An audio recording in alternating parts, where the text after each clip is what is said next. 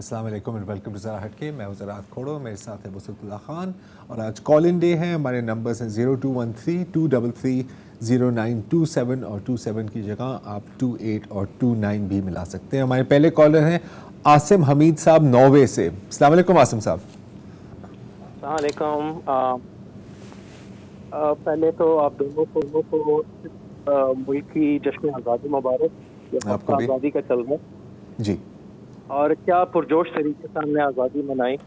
एक तो हमें माशाल्लाह तोहफा मिला, एक इंतहाई पेट्रियाटिक वज़ीर-ए-आज़म से मिले हमें, और फिर आप लोगों को डबल कॉन्ग्रेचुलेशन, क्योंकि एक चैंपियन डेमोक्रेट और चैंपियन जर्नलिस्ट इंफॉर्मेशन मिनिस्टर भी बन गए। लेकिन मेरे ख्याल में असल आज़ादी की जो शक्ल है वो तो हमने 2 दिन पहले देखी। कंप्लीट आज़ादी, फ्री फॉर ऑल जनावाला में हमने देखा। और उसमें तो बंदा क्या ही कह सकता है कि हर किसी को इजाज़त दी, जो जलाना है जलाओ, क्योंकि जिना हाउस तो नहीं चल रहा, जिना का विजन नहीं चल रहा है। चलने दो, जलता है तो क्या करें। ये तो कोई कह देता कि पीटीआई वाले हैं तो जियो पेंशन भी ऑन हो जाती, रियासत भी जाग जाती, कंपनी बहादुर भी जाग जाती, और फिर हम देखते हैं कि टीवी पे आ जाते हैं। आप दोनों से मैं यही पूछूंगा कि आप, हम बड़े होते हैं तो हमें बताया जाता है कि पाकिस्तान है तो हम हैं। आप बिल्कुल दिल पे हाथ रख के बताइए कि हमारी क्रिश्चियन कम्युनिटी आज यही फील करती होगी, उनके यही सेंटिमेंट होंगे कि बाकी पाकिस्तान है तो वो हैं, या हर आए साल के साथ उनकी फेस श्रिंक होती जाती है। और क्या वो, अगर वो ये ना सोचें कि पाकिस्तान है तो वो है, तो वो क्या मुहब्बत वतन नहीं है? तो वो फिर जो दूसरा ग्रोह है जो चला रहा है वो मुहब्बत वतन। हमने देखा कि आज़ादी की रैली का लदम तंजीमों ने निकाली, जबकि आज़ाद शहरियों के लिए 144 नाफिज था। तो बल्ले बल्ले ऐसी आज़ादी है। कंपनी बहादुर साहब कह रहे हैं कि जो होप, तो वो होप मेरे ख्याल में उनके यहाँ ही नजर आती है, और उनके जो चंद कैपिटलिस्ट कैपिटलिस्ट हैं और उनके जो सेल्फ इंटरेस्ट ग्रुप्स हैं, उन्हीं के लिए होप है, बाकी लोगों के लिए क्या होप है। तो आपसे यही सवाल था कि क्या बाकी पाकिस्तान है तो अक़लियतें हैं। थैंक यू आसिम हमीद साहब। हाँ, होप आजकल मार्केट में शॉर्ट है जी। आज एक पादरी साहब का मैं बयान समझ रहा था, मतलब हाइट ऑफ डेस्परेशन।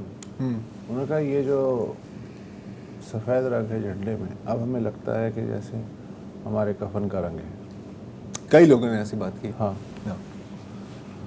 तो अब अच्छा मसला ये है कि अब इन्होंने इतने पॉइंट्स उठाए, क्या फ़ायदा इसका जवाब देने का? जवाब तो सामने ही है ना। हाँ, अगले कॉलर्स को ले लें जी। रियाज अरशद साहब हैं लाहौर से। अस्सलाम वालेकुम रियाज साहब। अस्सलाम वालेकुम जी। अस्सलाम वालेकुम पाकिस्तान। वालेकुम सलाम। क्या हाल चाल है सर आपका? सब ठीक ठाक है? जी बिल्कुल खैरियत। हाँ जी, सबसे पहले वारस शाह के कलाम से, वारस मान ना कर वारसा से, रब मार गई बेवारसियां करती। वाह। और दूसरा वही, जैसे मैंने आपको बताया, हर दफ़ा अल्लाह का शुक्र है बड़े दिनों बाद कॉल मिली है। अब माशाल्लाह आप लोगों का पहले भी काफ़ी चलता था प्रोग्राम, अब मेरा ज़्यादा ही चल रहा है, कॉल बड़ी मुश्किल मिलती है। तो 2-3 चीज़ें हैं जो वो मैं कहता होता हूँ कि दिल को हल्का करना है, और आप फिर बाद में उस पर अगर मुनासिब समझे कुछ करते हैं। पहला ये कि जी, मैंने तो आज तक वोट नहीं दिया, और मेरी पूरी पाकिस्तानी कौम से भी ये उम्मीद है कि अगर वो कोशिश करें कि ना दें, ताकि जब बिल्कुल सुने पड़े हो पोलिंग स्टेशन तो को पता चलेगा किसने क्या धांधली की है क्या नहीं की। जो आज तक ना तो किसी पे कोई जुर्म साबित हो चुका है, जो साबित होता है 3-4 साल में पता लगता है ये गलत था, उसको कर दिया जाता है। और दूसरा ये है कि मेरी बड़ी मोहतबाना गुजारिश है हमारी पाक आर्मी के साथ कि वो, जैसे इतनी दफ़ा यहाँ पे पाकिस्तान में लॉटरी की स्कीमें निकली हैं, सेवर रेफल निकला था और चीज़ें निकली थी, तो वो कोई एक अपने नाम से एक लॉटरी की स्कीम जारी कर दें जो आवाम के लिए हो, जो आवाम को उन पर अभी तक एतमाद है, अल्लाह करे वो कायम रहे। तो वो अगर कोई ऐसी स्कीम निकल आए जिसमें बिल्कुल फेयर हो और उसमें लोगों को वाकई इनाम मिले, तो उससे शायद लोगों के अंदर थोड़ा सा एक आस बढ़ जाए। और दूसरा, आप आखिरी चीज़ यही कहनी थी कि अगर आप कोई एनालिसिस करके बताएं कि किसका टेन्योर कितना रहा और उसके दौर में डॉलर शुरू में कितने का था और एंड में कितने का था। मैंने तो मुशर्रफ साहब का दौर देखा है कि वो जब सीट पे बैठे थे तब भी डॉलर उतने का था, और जब उतरे हैं तब भी उतने का था। तो फिर मेरा ख्याल है अगर सब मिलकर एक फैसला कर लें कि अगर आर्मी जो सी है वो 15 साल तक वो टेक ओवर कर ले, तो केयर टेकर सी गवर्नमेंट बना के, तो मेरा ख्याल है कि कम से कम एक स्टेबिलिटी तो रहेगी। फिर सुबह उठते हैं तो पता नहीं लगता कि भाई आज क्या होगा, और दोपहर तक इसी शशपन में दोपहर गुजर जाती है और रात को पता चलता है जी वो पेट्रोल पंप गिर गया है, कभी कोई और पंप गिर गया है। तो बस यही 2-4 चीज़ें थी, और आखिर में यही था एक थोड़ा सा कि खुद ठीक हो जाए, सब ठीक हो जाएंगे, क्योंकि हमें मेरा ख्याल है 76 ईयर्स हो गए हैं लोगों को सही करते करते, तो ना वो सही हुए ना हम ठीक हुए। चलो जी, बहुत शुक्रिया जी, अल्लाह ताला आप लोगों को खुश रखे। ठीक है, ठीक ठीक है, ठीक है। अब्दुल्ला आकिब साहब हैं कराची से। अस्सलाम वालेकुम जी। जी वालेकुम अस्सलाम आप तमाम मेज़बानों को। जी, मैं जो हूँ अपनी आवाज़ इस एक जो ए लेवल्स के स्टूडेंट्स जो हैं वो आजकल प्रोटेस्ट कर रहे हैं उस हवाले से उठाना चाहूँगा। हमें कल जो है वो मिनिस्ट्री ऑफ एजुकेशन की तरफ से एक बड़ा कॉस्मेटिक सा जो है वो एक सोल्यूशन दिया गया, लेकिन जो सोल्यूशन प्रैक्टिकल नहीं हो सकता उस सोल्यूशन को देने का कोई फ़ायदा नहीं। कैम्ब्रिज जैसी ऑर्गेनाइजेशन जो कि बाहर से ईस्ट इंडिया कंपनी की रेमिनेंट्स हैं, मैं तो उनको रेमिनेंट्स ही कहूँगा। अच्छा, मसला क्या हुआ और पहले मसला तो बताए ना कि इस साल जितने भी बच्चे जिन्होंने पेपर दिए हैं उनके तकरीबन भी 9 और 11 मई के जितने के हादसा की वजह से जो है वो पेपर्स जो है वो कैंसिल हो गए। ठीक, और उनकी वजह से जो है मेजॉरिटी बच्चों को जो कि ए स्टैरिक्स और ए लेने वाले बच्चे थे उनको ई grade, you grade, D grade दिया गया, जो कि मेरिट पे बिल्कुल भी नहीं था। वो बच्चे जो आज कैम्ब्रिज, हार्वर्ड और ऑक्सफोर्ड से रिजेक्ट होकर आए। अच्छा, इसमें मैं कथा कलामी लेटेस्ट डेवलपमेंट है वो मैं बताता चलूँ, हो सकता है आपके इल्म में हो। कैम्ब्रिज ब्रिटिश काउंसिल ने ऐलान किया है कि जिन बच्चों के एग्ज़ाम्स 9, 10 और 11 मई को कैंसिल हुए थे बदअमनी की वजह से, वो एग्ज़ाम में बैठ सकते हैं नवंबर में जो होने वाले हैं, और वो बिला मुआवजा उन्होंने कहा है कि वो बैठ सकते हैं, वो पर्चे रिपीट कर सकते हैं। आपको पता है इसके बारे में आकिब साहब? जी बिल्कुल पता है, लेकिन इसके बारे में वजाहत करना चाहूँगा कि हमारे यहाँ जो स्कूल इंतज़ामिया है वो क्योंकि उनको 80% पैसे जो हैं वो उनकी तरफ से जाएंगे, तो वो उन बच्चों उनकी रिक्वेस्ट को आगे फॉरवर्ड नहीं कर रहे। तो अब हम जो है वो बीच में कहीं फंस गए, जहाँ कैम्ब्रिज इंतज़ामिया एक तरफ और स्कूल इंतज़ामिया एक तरफ, और बच्चों का जो मुस्तकबिल है उसके बारे में तो किसी ने सोचा ही नहीं। तो मेरा ख्याल है फिर आकिब साहब इस पे ये करना होगा कि अगर स्कूल इंतज़ामिया इसमें रुकावट डाल रही है, क्योंकि मेरा ख्याल है कि कैम्ब्रिज की तरफ से ये कॉम्प्रोमाइज़ सोल्यूशन है और शायद कोई इससे बेहतर सोल्यूशन ना मिले, आई डोंट नो, तो शायद फिर आप अगर मिलकर स्कूल इंतज़ामिया के पास जाएं, और आप नहीं, सिर्फ आपके वालिदैन जितने भी लोग हैं, जितने भी कनेक्शंस हैं, और उनके साथ जाके बात करें इंडिविजुअली या कलेक्टिवली, तो शायद इसका कुछ बन सकता है फिर। अगर मैं जी बिल्कुल बन सकता है, लेकिन आज तक 40 साल जब तक कैम्ब्रिज इंतज़ामिया जो है वो लोगों के पर्चे ले रही है, आज तक उन्होंने ये नहीं बताया कि बेसिस के पर्चे जो है वो चेक किए जाते हैं, और इस प्रोसेस में कोई ट्रांसपेरेंसी नहीं है। ये एक अलग मौजू है, तो ये एक अलग मौजू है। फिलहाल तो ये मसला है कि बच्चों के जो एग्ज़ाम कैंसिल हुए वो होंगे या नहीं। मेरा ख्याल है फ़िलहाल हमें इसी पे बात रखनी चाहिए। Thank you so much. जी, शेख बदर मुनीर लिया से। अस्सलाम वालेकुम शेख साहब। वालेकुम, क्या हाल है जनाब? खैरियत? बिल्कुल सर। पहले तो शेख साहब आप बताएं कि आपकी तबीयत सेहत कैसी है? जी, मेरी पिछले ट्यूसडे उन्होंने ऑपरेट कर दिया था, ओपन हार्ट सर्जरी। जी, मैं इस्लामाबाद ही अपनी बेटी के घर हूँ, ठीक है, तो फिर ट्यूसडे को दिखाना है, फिर उसके बाद डॉक्टर साहब क्या फैसला करते हैं। ठीक है, ठीक है, अल्लाह तो शिफा। बहरहाल बैठा हूँ तो टीवी पर ही हूँ और हालात देख रहा हूँ, तो रहा नहीं जाता फिर हालात हाजरा पे भी बात हो सके। ये जो एक तमाम चैनल पर क्वेश्चन चलता है वो एक ही होता है, एंकर का भी टॉपिक एक होता है, ये जरा थोड़ी सी मुझसे समझ से पार हो रही। अच्छा देखिए शेख साहब, दूसरी बात, हाँ जी जी जी, दूसरी बात ये थी कि परसों ये था कि भाई वो डॉक्टर मालिक और अनवार हक काकड़ के दरमियान सवाल था। और कल का टॉपिक ये था कि इलेक्शन क्यों डिले होंगे या नहीं होंगे वगैरह वगैरह। ये सब चैनल टॉप टू बॉटम एक ही बात होती है। एक तो ये समझना चाह रहा हूँ। नंबर 2,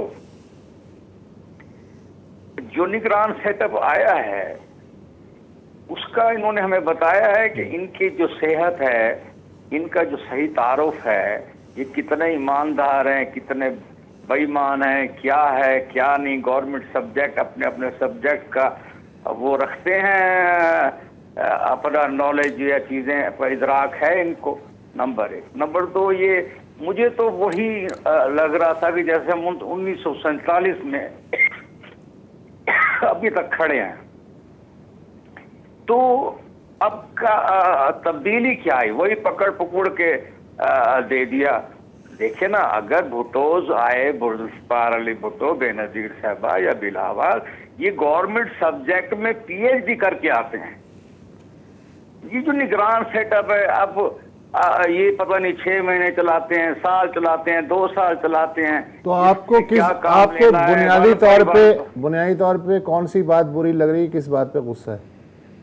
गुस्सा नहीं है। अब देखे ना, एक कोई अदाकार पकड़ लिया, कोई चैनल नहीं, तो क्या करें बताएं, क्या करें? तो देखिए ना, सब किसी का टॉपिक तो नहीं, मैं और बात करना चाह रहा हूँ। ये तो चलो जो हमेशा से चला आ रहा है, 47 से जो हम देखते आ रहे हैं, तो वो सब कुछ है। अगली बात कोई और मैं करना चाह रहा हूँ। मुझे ऐसे फील हो रहा है कि जैसे 1974 में तो इंडिपेंडेंट हो गए, जुल्फ़िकार अली भुट्टो ने इनको चेयरमैन बन गया, मुस्लिम वर्ल्ड का इस्लामिक बैंक बन गया, चंद्रीगढ़ रोड पे खुद कफील हो गए, जब तो अमेरिका से आप जान छुड़ा सकते थे। अब आप हर तरफ देख रहे हैं। ये अलग बात है कि इंडियन फौज भी है, रशियन भी है, चाइना भी है, हमें भी शेख साहब, मेरा ख्याल है कि हम टॉपिक जो है वो फैलता जा रहा है, किसी एक बात पे कंसंट्रेट नहीं कर पा रहे, चूंकि हमारे पास भी महदूद वक्त होता है और कॉलर्स भी क्यू में हैं। तो इंशाल्लाह अगले हफ्ते जो है हम इसको स्ट्रीमलाइन करने की कोशिश करेंगे। Thank you so much. और इसके साथ में मतलब आपके अभी हार्ट का ऑपरेशन हुआ, आपको टीवी नहीं देखना चाहिए। हाँ, ये आपकी सेहत के लिए कोई अच्छी बात नहीं है और मजीद टेंशन होगी, क्या फ़ायदा है किसी को। समीउल्लाह खान हैं क्वेटा से। जी वालेकुम सलाम। वसत खान साहब से ये सवाल है कि ये इस्लामाबाद में जो PTM का जलसा है, उस हवाले से आप लोग कोई कवरेज नहीं दे रहे, कोई चैनल नहीं दे रहे, उस हवाले से कवरेज है। और वसत खान साहब जो है ना, वो इंटरनेशनल मीडिया पे टाइम गुजार चुके हैं, उनको तो ये सब कुछ पता है। तो ये लोगों का कोई जीनियन केस है, वो निकले हुए सुप्रीम कोर्ट के बाहर खड़े। बहुत अफसोस की बात है कि आप लोगों की बेअदबी माफ, कि आप लोगों की जुबानें बंद की हुई है, आप लोग कुछ बोलते नहीं हो इन पे। अच्छा, मुझे जो ताज़ा समी साहब डेवलपमेंट पता चली है वो ये है कि कोई एडमिनिस्ट्रेशन और ये जो पार्टी है इसके दरमियान समझौता हुआ है कि वो सुप्रीम कोर्ट के सामने से उन्होंने वेन्यू चेंज कर दिया है और GT रोड पे इस्लामाबाद के मज़ाफ़ात में ले गए हैं। ये इत्तला है ताज़ा। बिल्कुल ठीक है, उस पर आप बात आपकी सही है। असल में बात ये है कि कोई चैनल इस पे कवरेज नहीं दे रहा है। क्या बात है? ये एस्टेब्लिशमेंट ने आप लोगों का जो है ना जुबान बंद किया हुआ है, जबान बंद की हुई है, जाहिर करते हैं। ये बिल्कुल दुरुस्त बात है, जबान बंद की हुई है। ये तो सहाफत के साथ जुल्म नहीं है किस्म का? बहुत सारे हैं, एक ये भी है ना। ये जुल्म अगर इस तरह सहाफत के साथ आप लोग कर रहे हो तो फिर कोई और प्रोफेशनल आप लोगों को इख्तियार करना चाहिए कि आप लोगों की आवाज नहीं बन सकते हो। कोशिश तो कर रहे हैं, अल्लाह बेहतर करेगा। थैंक यू सो मच जी। वो थे हम लोग आप लोगों को सुनते रहेंगे इंशाल्लाह, हम आपको सुनाते रहेंगे।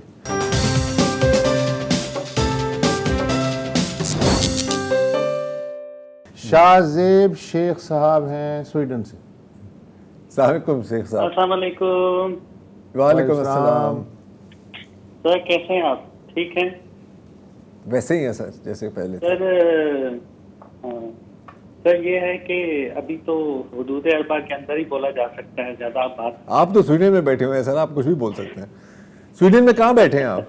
नहीं सर मैं स्टॉकहोम में रहता हूँ। स्टॉकहोम में, ठीक है। मुझे इससे आगे वैसे भी कौन से शहर का नाम पता है? अपसाला। अपसाला, अपसाला। ये नॉर्जविक टाइप चीज़ भी कोई तो होगी यकीनन। जी सॉरी सर नहीं, बस हुदूद अरबा में रहते कुछ हाईलाइट करने चाहते हैं। जल्दी से कर दें, में रहे ना रहे, जल्दी से कर दें। तो बात यह है कि जो करंट पॉलिसी इन्वायरमेंट है और फ्रेमवर्क है, उसमें दो चीज़ें नहीं हैं। एक तो ये है कि हम बिल्कुल इनवर्ट इन्वॉल्व हैं। पॉलिटिकल इदारे हों, नॉन पॉलिटिकल इदारे हों, उनका सारा फोकस इनवर्ट इंजीनियरिंग में है। कोई भी उनका जो है एक पॉलिसी मेकिंग में ग्लोबल लेवल पे जो हो रहा है उससे कोई कनेक्शन नहीं। ठीक है, दुनिया बड़ी बदल रही है, बहुत तेज़ी से बदल रही है बेशक, और क्योंकि हम इनवर्ट इतने इन्वॉल्व हैं और ऑक्यूपाइड हैं कि हम अपनी पॉलिसी आउटवर्ड जो है कनेक्ट नहीं कर पा रहे।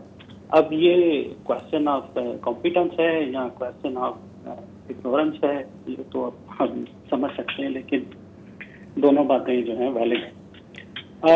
कोई भी पॉलिसी जो एक कंट्री बनाता है जिस स्केल पे हम हैं, वो आज बनती है, उसका इफेक्ट 20-30 ईयर्स तक आता है। ठीक है, तो अभी जो करंट हमने पॉलिसीज बनाई हैं थ्रू पॉलिटिकल इंस्टीट्यूशंस के थ्रू, उसमें इन्होंने कंट्री को 30 ईयर्स पीछे ले गए। जहाँ पे हम 2023 में खड़े हैं, हम 30 ईयर्स पीछे चले गए। इंडिया आज जो खा रहा है वो अपनी 1990s की पॉलिसी की वजह से खा रहा है। हमारे यहाँ यूरोप में जो एनर्जी का क्राइसिस है उसमें सबसे ज्यादा चैंपियन फ्रांस है। उन्होंने 1990s में न्यूक्लियर एनर्जी लगाई थी, इसका वो बैठ के खा। और वैसे ही चाइना है, उन्होंने 80s-90s में लिबरल पॉलिसी भी सही, बिल्कुल ठीक के खा रहे हैं। तो अभी अगर हमारी जो पॉलिसीज हमें 30 ईयर्स बैक ले गई हैं, तो ये 30 ईयर्स आगे जाके हमें इम्पैक्ट करेंगे। क्योंकि देखें, जियादोर की पॉलिसीज अभी तक हमें इम्पैक्ट कर रही है ना। तो जी, आप जो कह रहे हैं बिल्कुल, ये एक वाज़ेह और क्लियर चीज़ है। मतलब जाहिर है ऐसे ही होता है, आप प्लानिंग करते हैं उसकी, जो उसके आपको फल मिल रहा होता है या जो उसका नुकसान होता है वो आगे जाते हुए होता है। जी ऐसा ही है। और आपने फ्रांस की और चाइना की और दीगर ममालिक की मिसालें दी कि वो अपने प्रोजेक्ट्स की वजह से खा रहे हैं, तो हम जो 30 साल पीछे बगौल आपके चले गए तो हम भी बैठ के खा रहे हैं। जी, तो आप अगर अपने पॉइंट तक पहुंचे जी शेख साहब।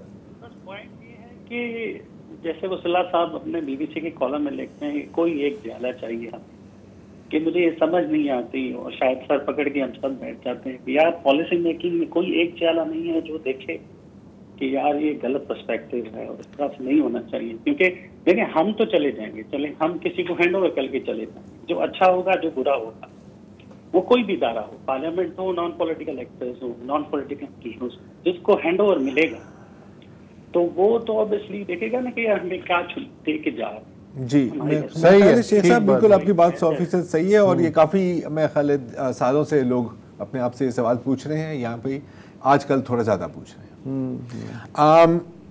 आमिर महमूद हैं चनाब नगर से। अस्सलाम वालेकुम जी। जी बहुत शुक्रिया आपका ज़रार भाई। मैं बात करना चाह रहा था, ये जो गुज़िश्ता रोज़ 2 रोज़ पहले वाक़या हुआ है जड़ावाला में हमारी मसीही बिरादरी के साथ, और अहले वतन ने जिस बर्बरियत और सरगर्मी का मुजाहरा करते हुए उनके घरों को, उनकी इबादतगाहों को जलाया है, यकीन कीजिए दिल खून के आंसू रो रहा है। आपने भी इस वाक़े की तस्वीर और वीडियोस देखी होंगी, वायरल हो गई हैं। 2 तस्वीरें जो है वो बहुत ही ज्यादा दिल को गिरफ्त में लेने वाली हैं। एक वो तस्वीर आपने देखी होगी कि एक हमारी एक मसीही बहन है, वो अपने चले हुए घर की दहलीज पर गम की तस्वीर बनी बैठी है, और उसका बेटा जो है उसने यौम आज़ादी की मुनासबत से सब्ज और सफेद कपड़े पहने हुए हैं। वो शायद पता नहीं उसे तसल्ली दे रहा है, शायद पता नहीं उसके गम में वो भी रो रहा है। फिर एक दूसरी तस्वीर आपने देखी होगी कि हमारे मसीही बहन भाई जो हैं वो जान बचाने के लिए खेतों में छुपे हुए हैं ताकि अपनी जिंदगी किसी तरह जो है वो इंतहा पसंदों से बचा लें। अच्छा, ये सब तस्वीरें और दिल गिरफ्ता बातें अपनी जगह पे। 1-2 बातें अगर पॉजिटिव कहा जा सके सारे जुल्म और सहने में, वो ये है कि कोई इंसानी जान बहरहाल ज़ाया नहीं हुई। और एक और चीज जो मैं कह सकता हूँ कि हमारी की सियासी क़यादत है, उलमाए कराम, हमारी सिविल सोसाइटी, सब ने आवाज़ें बुलंद की हैं कि जड़ावाला में गिरजाघरों की बेहरमती पर आवाज़ बुलंद की गई है। मैं अपनी मसीही बरादरी का जो दुख है, उसकी तो तकलीफ है, उसको महसूस कर सकता हूँ, क्योंकि हम खुद भी इस कर्ब से गुजरे हैं।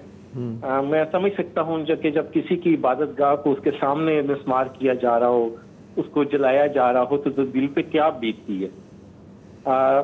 इस साल आपके इल्म में होगा कि 17 अहमदी इबादत गाहों को इंतहा पसंदों ने और बाज़ जगहों पर पुलिस ने मिसमार किया है। लेकिन दुख के साथ कहना पड़ता है कि शायद ही किसी सियासी रहनुमा ने, किसी आलिम दीन ने, किसी टीवी प्रोग्राम में, मैं आपकी बात नहीं कर रहा, आप तो जब भी कोई इंसानी हुकूक की पामाली का वाकया होता है किसी के साथ भी, तो आप तो हमेशा आवाज बुलंद करते हैं, लेकिन नेशनल मीडिया पर मुझे एक आवाज नहीं मिली कि अहमदियों की इबादत गाहें गिराई जा रही हैं, ये भी जुल्म है। तो आखिर पर मैं सिर्फ ये कहना चाहता हूं कि अगर अहमदियों की इबादत गाहों की बेहुरमती पर चुप रहेगी कौम, अगर हमारी मसीहियों की इबादत गाहों की बेहुरमती के बाद भी कोई ठोस कदम नहीं उठाया जाता, तो इंतहा पसंदों का जो अगला शिकार है वो कोई और मसलक भी हो सकता है। इसलिए मैं आपकी वसातत से, सारी कौम से, अपनी सियासी क़यादत से अपील करना चाहता हूँ कि इसके लिए कोई ठोस पॉलिसी बननी चाहिए। हमारे निसाब में, हमारे खुतबात में तवज्जो दिलाई जानी चाहिए कि तमाम इबादत गाहें किसी भी मजहब की हों, उनका तकद्दुस है और इंसानी जानों का भी तकद्दुस है। वरना शायर तो ने तो कह ही दिया है कि चिराग सभी के बुझेंगे, बिल्कुल किसी। ठीक, शुक्रिया आमिर साहब, थैंक यू सो मच। जी, हसन अली हैं कराची से। अस्सलाम वालेकुम। हेलो। हेलो, अस्सलाम वालेकुम। जी वालेकुम सलाम। जी, सबसे पहले तो मैं आप लोगों की माशाल्लाह तारीफ करना चाहूँगा। बहुत ज़बरदस्त और इंटेलेक्चुअल प्रोग्राम आप लोग करते हैं। All of you too and the third gentleman as well. Thank you sir, मेरी जो एक इनपुट है या क्वेश्चन है आप लोगों से, वो लास्ट कॉलर की ही टॉपिक से मुतल्लिक है कि आज जुम्मे का दिन था, कल परसों ये जो वाकया हुआ है उसके फॉलो अप में मैंने जुम्मा पढ़ा, माशाल्लाह गुलशन इकबाल भी मेरी रिहाइश है और दूसरे भी काफ़ी लोगों से मेरी इस हवाले से बात हुई। तो जुम्मे के बयान में या उसके दीगर डिस्कशन के अंदर किसी हमारे जितने भी उलमा साहब थे, उन्होंने जुम्मे में उसको कंडेम नहीं किया। उल्टा आयरनी ये कि उन्होंने मसाजिद और मदारिस की हिफाजत की दुआ ज़रूर कराई categorically, but I think my opinion is कि उन्होंने इंटेंशनली चीज़ को मिस किया। ये जो एक सोच ब्लेसफेमी वालों को आवाम ने खुद जो है अब उनके आज उनको ट्रीट करना है, खुद करना है, डिसाइड भी खुद करना है, जज भी खुद है और उनको एग्जीक्यूट भी खुद करना है। ये सोच हमारी कौम के लिए, हमारे जवानों के लिए कितनी खतरनाक है, इसके ऊपर आप लोगों से मेरी गुजारिश है थोड़ी रोशनी डालिए। ठीक है, बिल्कुल बात सही है। और अगर आप देखें तो अक्सरियत हमेशा जवान लोग की ही होती है, लेकिन मुल्क भी अक्सरियत जवान लोग का ही है जब हजूम इस तरह का निकलता है। तो अगर आप ये देखें कि जवानों की भी बात कर रहे थे ऐसा। अच्छा, अनफॉर्चुनेट बात है, कहीं मैंने सुना था कि कहीं बोला भी गया है कि इसी जुम्मे के खुतबों में होगा, लेकिन शायद वो लाहौर की बात हो रही है, इस्लामाबाद की बात हो रही है, कहाँ की बात हो रही है मुझे नहीं पता। तो एक वक्फा ले लेते हैं।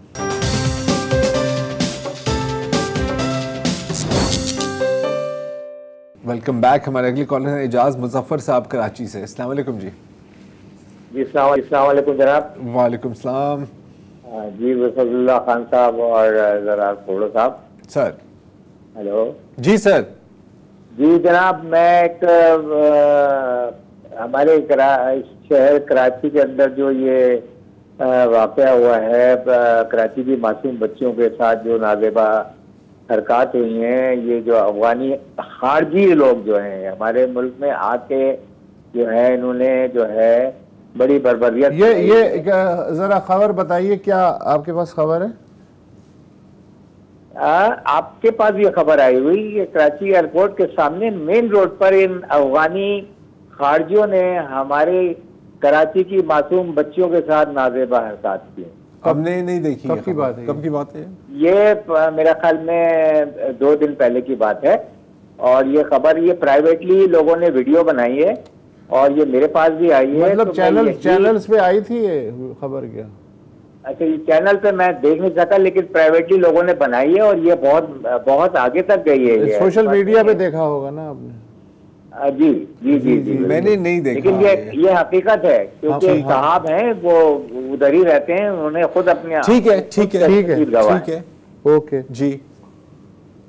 कितना लम्हा फिक्रिया है ये, हमारे हुकाम वाला तक ये बात पता नहीं पहुंची है कि नहीं पहुंची है। हमारे जो कानून नाफिज करने वाले इदारे हैं उन तक या पुलिस तक कुछ किसी के भी जू नहीं रहेंगे। तो ये बहुत बड़ा लम्हा फिक्रिया हमारे लिए, बस ये कहना जी बिल्कुल, ये बहुत ही बड़ा लम्हा फिक्रिया है और इसका इंतजामिया को कुछ ना कुछ नोटिस लेना चाहिए, और वो भी बकौल आपके जो कराची एयरपोर्ट के आगे पीछे की जो हसास जगह हैं उन पे तो जाहिर है कि इस तरह की चीज़ें बर्दाश्त नहीं हो सकती। Thank you so much call का। राहिल अशर साहब हैं कराची से, ढूंढने की कोशिश करता हूँ वीडियो को। जी अस्सलाम वालेकुम। जी अस्सलाम वालेकुम राहिल साहब। अच्छा जी, मैं जरा सा आपका मैंने शो देखा था, मेरे ख्याल कल आए हुए थे जड़ा वाला वाक़या के ऊपर। उसके हवाले से पहले तो देखे जी, हम एज अ पाकिस्तानी और एज अ मुस्लिम हमारा सर बिल्कुल नादामत से झुका हुआ है कि हमें बड़ा दुख अफसोस है कि जो हमारे मुसलमान भाइयों ने ये काम किया है। ये बताएं, हमारा दीन हजूर सल्लल्लाहु अलैहि वसल्लम की हदीसें अभी हर चैनल वो हदीस दिखा रहा है कि जिसमें उन्होंने अक़लियतों के बारे में क्या फरमाया। तो 11 अगस्त 1947 को कायदे आज़म की स्पीच जो थी उसमें उन्होंने क्या फरमाया। पर छोड़ दें, हम लोग तो लोग कहते हैं कि जी you are a very uncivilized nation and you are a very uncivilized people. ठीक है जी, हम हैं, हम अपनी हरकतों से और हम अपनी करतूत से और अपने सारी चीज़ों से ये प्रूव करते हैं। देखें, माजरत के साथ कहूँगा कि जी ज़ियाउल हक के दौर में जहाद हुआ, मुशर्रफ के दौर में मॉडरेट हुआ। इस माशरे को बर्बाद वो इन लोगों ने बुरी तरह किया, उसका खमियाजा आज हम भुगत रहे हैं कि लोगों के अंदर रवादारी बर्दाश्त नहीं है।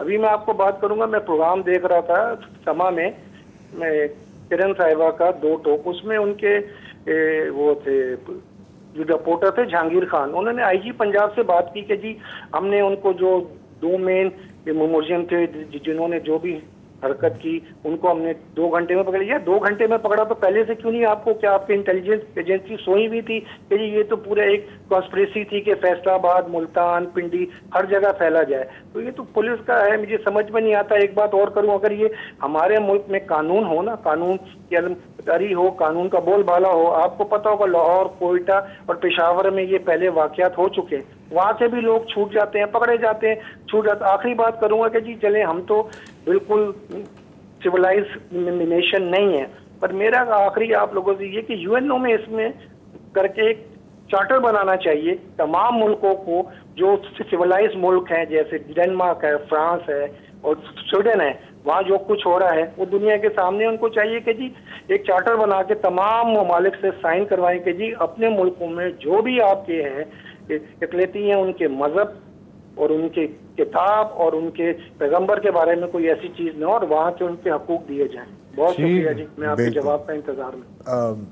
बस मेरा ख्याल है कि जवाब इसमें ही है। अच्छी तस्वीर, बिल्कुल सही, अच्छी तस्वीर है। बिलाल बशीर साहब हैं टोरंटो से। टोरंटो जी, अस्सलाम वालेकुम बिलाल साहब। वालेकुम अस्सलाम। मैंने 2 हफ्ते पहले कॉल की थी, आप जस्टिन ट्रूडो के बारे में बात करना चाह रहे थे, मैंने आगे से राजा रियाज के बारे में बात कर ली। तो आपका बड़ा आपने सही बात की राजा रियाज के बारे में, उसने तो सारे फैसले खुद ही किए जी। तो वो जस्टिन ट्रूडो के बारे में आप कर रहे हैं, वो डिवोर्स के रूमर्स के बारे में बात कर रहे थे, तो मैं बताना चाहता हूँ कि मैं 8 साल पहले कनाडा में आया था। उस टाइम पे कंजर्वेटिव पार्टी की गवर्नमेंट थी जब स्टीफन हार्पर प्राइम मिनिस्टर थे। तो स्टीफन हार्पर जो थे वो ट्रम्प से भी आगे लेवल किए थे कि उन्होंने जो एक लेजिस्लेशन पास कराई थी ना कि जो ड्यूल सिटीजन हैं उनकी सिटीजनशिप रिवोक हो जाएगी और काफी पोलराइजेशन होगी जिस टाइम पे कनाडा के अंदर। तो ट्रूडो साहब जब आए तो उन्होंने आके काफी पोलराइजेशन खत्म की, मुसलमानों की भी बहुत सपोर्ट मिली उनको। तो अब रिसेंटली आप देखेंगे कि जो कोविड जब आया तो इन्होंने बॉर्डर्स भी बंद किए थे और ये जो लोग जॉबलेस हो रहे थे या अपनी जॉब से जो जा रहे थे उनको $2000 पर मंथ मिल रहा था जी। तो जो लोग बंदा $1500 भी कमा रहा था वो जॉब पे वापस नहीं जा रहा था, घर बैठे बैठे उसको $2000 मिल रहे थे। और अभी रिसेंटली यानी कि जो डेट है जो इन्होंने सब की पेमेंट्स की थी कोविड के दौरान, वो $82 बिलियन की पेमेंट की उन लोगों जो एलिजिबल भी नहीं थे। उसकी वजह से इन्फ्लेशन बहुत ज़्यादा आ गई। और जो एक और प्रेसिंग इशू जो आजकल आया है वो LGBT वाले इशू के ऊपर आया था कि यहाँ पे एक सूबा न्यू बर्न्सविक, तो उसके अंदर वो स्कूल्स के अंदर एक उन्होंने रूल पास किया है कि जो कि पहले इन्होंने, तो इसका मतलब है कि कनाडा में माहौल जो है वो बदल रहा है, अनइवन है, यही नहीं? वो जो ये वाला जो इस वाले इश्यूज के ऊपर मुसलमानों ने काफी प्रोटेस्ट किया है, तो इसके ऊपर ट्रूडो ने कहा कि जो यहाँ के कैनेडियन मुसलमान है वो अमेरिकन राइट विंग के साथ खड़े हो गए हैं। ठीक है, तो यानी कि मुस्लिम भी काफी, तो ट्रूडो अभी पॉपुलर हैं या उनकी पॉपुलैरिटी को धक्का लगा? उनकी पॉपुलैरिटी को धक्का लगा है इस वाले इशू के ऊपर। ठीक है, इलेक्शन कब है? LGBT वाले इशू पे इलेक्शन कब है? जी इलेक्शन कब है? इलेक्शन अगले साल है। और आजकल उन्होंने बेगम के मुंह खोले हुए हैं कि जो विजिट वीजे पे भी आया वो भी अपना वर्क वीजा कन्वर्ट करा ले। और रिसेंटली अभी एक साहब आए हैं जिन्होंने कहा कि जी मेरी जान को बड़ा खतरा है पाकिस्तान में, मुझे असाइलम चाहिए। तो मैं ठीक है, सही है भाई, तो ऊपर नीचे होता रहता है बिलाल भाई पॉलिटिक्स में यार। ठीक है, हाँ जी। नौरीन, हाँ नौरीन आबिद हैं कराची से। अस्सलाम वालेकुम। वालेकुम सलाम। जी मुझे ये स्कूल की जो फीस वगैरह हैं उसके सिलसिले में बात करनी थी कि मतलब थोड़ा से पहले, कुछ साल पहले एक केस किया गया था और जिसमें ये डिसाइड किया था, अदालत ने फैसला किया था कि ये जो इजाफा है, सालाना इजाफा किया जाता है वो 5% तक मैक्सिमम किया जाएगा ना। तो लेकिन इस साल जो है वो हमने देखा है कि ये इजाफा जो है वो मतलब 10, 20 और कहीं कहीं 30% तक कर दिया गया है।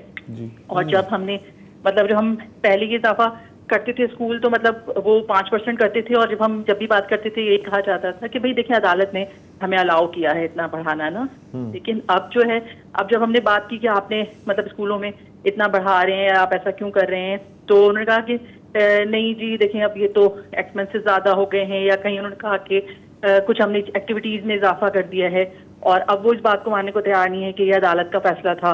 और जो है ये तो तौहीन अदालत का केस है ना जी, मतलब तौहीन अदालत का केस है जो भी है, लेकिन मतलब जो मतलब मैं तवज्जो दिलाना चाहती हूँ इस तरफ आपके प्रोग्राम के थ्रू कि भाई इस चीज पे भी देखा जाए और मतलब वो किया जाए। ये तो पेरेंट्स को भी देखना चाहिए ना कि वो जाके कोर्ट से कहें कि भाई साहब आपके फैसले की तौहीन हो रही है, या स्कूल को जाके कहें कि आप फैसले की तौहीन कर रहे हैं। स्कूलों में तो बात कर रहे हैं, लेकिन जाहिर है देखिए अदालत तक जाना जाएगा, वो फिर वही प्रोसेस है जो पहले एक दफा हुआ था, फिर दोबारा उसके लिए जाना पड़ेगा। तो हर कोई मतलब ये आसान नहीं होता। आसान तो नहीं है, आसान तो नहीं है, लेकिन मसला जो है वो, लेकिन और कोई मसाइल ऐसे साइल हैं कहाँ टाले से टलते हैं, कुछ तो करना होगा ना पेरेंट्स को भी। लेकिन जी मैं चाहती हूँ कि अगर कोई मतलब इस पे कुछ आवाज उठाए, नहीं आवाज तो उठा लेंगे लेकिन उसका कोई फायदा नहीं है। आपको कोर्ट का फैसला जो है उसको तौहीन अदालत के उसमें लड़ना पड़ेगा। और उसमें देखिए अब आवाज मतलब क्या, एक स्कूल के खिलाफ, हाँ, या मतलब कौन से स्कूल, बिकॉज़ आपको ये भी तो देखना होगा ना कि क्या हर स्कूल में ऐसे हो रहा है। कोर्ट का फैसला चूंकि तमाम प्राइवेट स्कूल्स पे नाफिज था, इसलिए तौहीन अदालत के लिए अगर आप जाएं तो वो भी ऑटोमेटिकली वो बाकी स्कूलों पे नाफिज होगा। तो इंडिविजुअली आवाज़ उठाने से पता नहीं फ़ायदा होगा या नहीं। बहरहाल आपने एक आवाज़ उठाई है, देखते हैं क्या फ़ायदा होता है। एक वक्फा ले लें।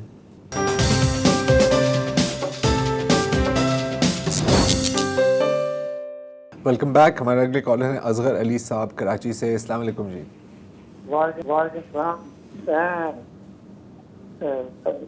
खोड़ साहब और खान साहब को सलाम कर पेश करता हूँ जी। और एक मसला है यूपीआई वालों का, वो आज तक कोई नोटिफिकेशन जारी नहीं हुआ पेंशन का बारे में। कोई किस चीज का? ईओबीआई की पेंशन के बारे में जी। नॉमिनल की बढ़ाई पेंशन, उसका नोटिफिकेशन आज तक जारी नहीं हुआ, हुकूमत बदल गई।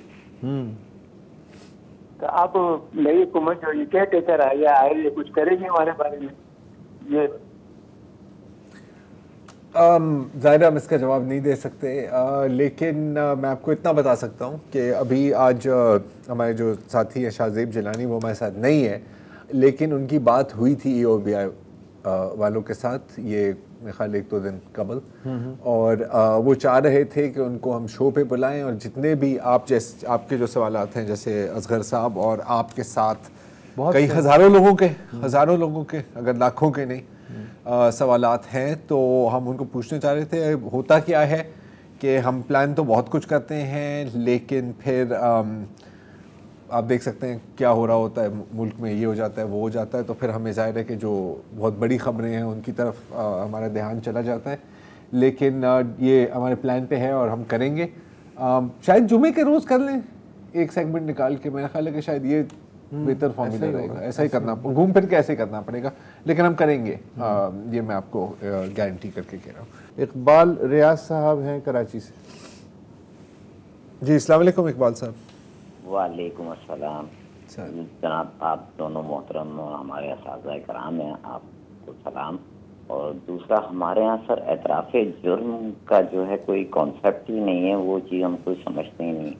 लेकिन मैं इस बात पे एतराफ़े जुर्म करना चाहूँगा, मैं नैसुल कौम वैसे तो मजमूई जो जड़ावाला में हुआ है, हम लोग वाकई जो है हमारा मुजरमाना किरदार हमारी स्टेट का और हम लोगों का मुजरमाना किरदार है। और अगर हमारे अश्क नदामत इन चर्चों की लगी भी आँख को बुझा सकते हैं तो अल्लाह ताला हम पे अपना रहम फरमाए। बिल्कुल बिल्कुल बिल्कुल। मेरा ख्याल है कि इनकी जो इन्होंने जो बात की है वो सम्स इट अप। हाँ, जड़ावाला के बारे में वही मसला यार, अब मसला ये कि ये इतने तवातुर से चीज़ें हो रही हैं और इतने तवातुर से ये गुफ्तगू होती है कि अब हर चीज़ क्लीशेड लगती है कि मतलब आप ज़ाहिर है कि एक माज़रत ख़ाना रवैया इख्तियार करने में मजबूर होते हैं, लेकिन उस जानिब कोई तवज्जो नहीं करता कि ये जो इंतहा पसंदी का आप 40 डोल पानी तो निकाल लेते हैं, लेकिन इंतहा पसंदी का कुत्ता जब तक पड़ा हुआ है कुएं में, वो नहीं निकालेंगे तो कुआं तो पाक नहीं हो सकता। उस पे ध्यान नहीं है, उस पे अवॉइड कर देते हैं इधर उधर करके, और दिल खून के आंसू भी रोता है। और ये भी बार बार कहा जा सकता है कि ये मुट्ठी भर लोग हैं। अच्छा, मुट्ठी भर लोग हैं तो अभी तक हाथ क्यों नहीं आ रहे हैं? और 99% जो मेजॉरिटी है वो 1% के हाथों ये रकमाल क्यों है? तो ये फिर रॉकेट साइंस नहीं है, नहीं है। और लेकिन इसको अगर आप कंट्रोल ना करना चाहें तो रॉकेट साइंस है, जैसा कि आप देख रहे हैं। हाँ, देखो अगर हाल में इसकी मिसालें ना होती ना कंट्रोल करने की, तो फिर यार मैंने शायद पिछले प्रोग्राम में भी कहा था कि यही पंजाब पुलिस, यही नाक़िस अदालती निज़ाम और यही जो फोरेंसिक की फैसिलिटीज़ जो कि ठगी हुई हैं फर्स्ट वर्ल्ड के स्टैंडर्ड के हिसाब से, इन्हीं के होते हुए प्रियंथा कुमारा की जो लिंचिंग हुई थी दिसंबर 2021 में, 4 महीने के अंदर अंदर उसका फैसला हो गया। सारे जो हैं मतलब ऐसा लग रहा था कि जैसे फर्स्ट वर्ल्ड में कोई वारदात हुई है और वहाँ की पुलिस ने जो है ये काम किया है, वहाँ की अदलिया ने ये काम किया है और दूध का दूध पानी का पानी कर दिया। ये वाहिद केस है ब्लास्फेमी वाले जो चैप्टर में, जब से मैंने होश संभाला है पिछले 40 साल में, इतनी सूरत से फैसला हुआ। मुझे दुख भी हुआ। दुख इसलिए हुआ कि प्रियंथा कुमारा एक गैर मुल्की था, लिहाजा इंटरनेशनल रिलेशंस का इशू था जी, इसलिए वही एफिशिएंसी जो रियासत ने प्रूव की कि वो दिखा सकती है उस केस में दिखाई गई। लेकिन जो देसी लोग हैं, हम 22 करोड़ लोग हैं, उनके लिए वो चीज़ नहीं है। हालांकि हो सकती है, वो सबूत आपने प्रूफ किया। आपको याद है जब ये हुआ था प्रियंथा का, हम एग्जैक्टली यही डिस्कशन हुई कि शायद ये इसीलिए है क्योंकि आपने बाहर कुछ मुंह दिखाया है। जावेद हुसैन है इस्लामाबाद से। जी अस्सलाम वालेकुम जावेद साहब। जी अस्सलाम वालेकुम जी, जावेद हुसैन एडवोकेट इस्लामाबाद से। पहले भी बात आपसे कर चुका हूँ एक मैटर में, वो वोटर की, आपको शायद याद हो, वोटर की उम्र के हवाले से एक दफा बात हुई थी। तो मैंने कहा था जी 18 साल की जो एज है ये मुनासिब नहीं है। तो पर अब मैं आज एक नई चीज आपसे बात कर रहा हूँ। आजकल बात हो रही है इलेक्शन के 90 डेज के हवाले से जी, और इलेक्शन के फरवरी के हवाले से। तो मैं इन दोनों से इख्तलाफ करता हूँ। मेरा एक नया व्यू है, मैं एक नया पेंडोरा बॉक्स खोल रहा हूँ, बल्कि आप ही कह लें। चले देखिए, अगर तो असेंबली अपना टेन्योर पूरा करती है तो 60 डेज है आर्टिकल 52 के 60 डेज है। एक मिनट आपके पास सर। जी हेलो। जी जी, मैं कह रहा हूँ जल्दी बोले सर, 1 मिनट है आपके पास। अच्छा हाँ, तो आर्टिकल 52 के तहत मैं दफा तेज बोलता हूँ, आर्टिकल 52 के तहत 60 डेज है और आर्टिकल जो 58 है उसके तहत जो है वो 90 डेज है। ठीक है। अब ये दो डिफरेंट पीरियड आइन में क्यों रखे गए हैं? ये इसकी वजह यह है कि अगर असेंबली अपना टेन्योर पूरा कर रही है तो पहले से सारी तैयारियां हो रही होती हैं, हर एक को पता होता है, और 90 डेज इसलिए रखे गए हैं कि वो ऑल ऑफ लेकिन जो नई रियलिटी उसमें ना 60 डेज अप्लाई हो रहे हैं ना 90 डेज अप्लाई हो रहे हैं। हो सकता है 625 दिन अप्लाई हो जाएं, हमें तो उसकी फिक्र है। तो जब ये वाकई आइन के हिसाब से चलने की कोशिश की जाएगी तब मेरा ख्याल डिस्कशन हम ज़्यादा बेहतर करेंगे, अंदाज में कर सकते हैं और इसके कोई नतीजे में निकल सकते हैं। अभी तो ये है कि वो आर्टिकल ही नहीं है आइन में जिसके तहत जी अब इलेक्शन होने जा रहे हैं। 90 डेज की कहानी लिपट चुकी है। बिल्कुल। तो जो नई रियलिटी है उस पर हम इंशाल्लाह आपसे बात करेंगे। वक्त हमारा भी ख़त्म हुआ चाह रहा है प्रोग्राम का। इंशाल्लाह मंडे को फिर हाजिर होंगे बशर्ते ज़िंदगी। खुदा हाफिज़।